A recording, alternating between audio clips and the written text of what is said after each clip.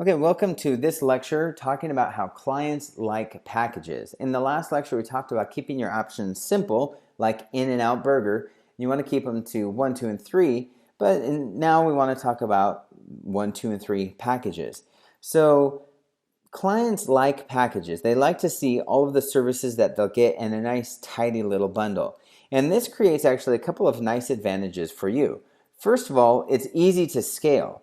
So when you show people the list out all the work that's going to happen in their packages, you can then use this in your production. So you be able to create a literal checklist that your team can work from each month. The second big benefit is that it creates accountability. This means your client will know exactly what they're getting and what they're paying for. When they see everything listed out in the package, they know what they're going to give you a check for.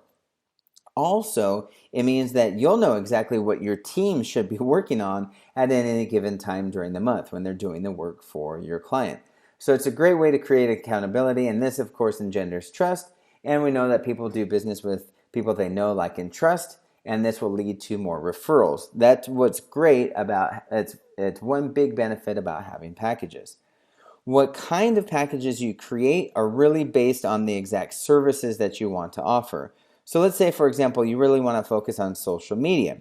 You could create packages that offer Facebook and Twitter posting together with LinkedIn, Pinterest, Instagram, and more. And you can list out everything that you do down to the last detail. You're going to include what platforms you're going to post on, what kind of content you're going to post there, how frequently you're going to do that, and so forth.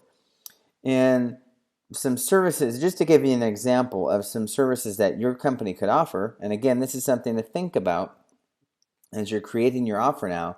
You could offer to do reputation management like Yelp. You could do social media. You could do video creation and marketing. Those are two totally different things, FYI.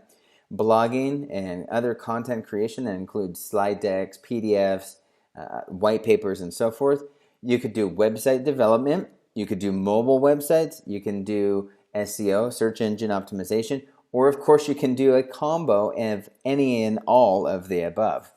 So the key, like I mentioned before, you want to consider niching down. Maybe you only do YouTube marketing, and you could even get more specific. You could do YouTube marketing for real estate agents, or even more specific yet, you could do YouTube marketing for real estate agents in the Bay Area. You might not want to limit it to a geographic region if you're limiting it to a particular niche. That's a bad example, but a good example would be YouTube video marketing for real estate agents, and then you can then go to different regions. You could go to Bay Area, you could go to Southern California, you could go to Boise, you could go to Seattle, you could go to Portland, New York, Austin, everywhere you want to go as far, great regions. But you can see quickly how when you niche down, it'll make it easier for you to get new clients. It'll help build your reputation and of course and increase your knowledge and experience, and of course grow your expertise. As a result of all of that, by niching down, your business is going to grow faster. So that's it for this lecture. In the next one, we're going to talk about how much to charge. And this is very interesting.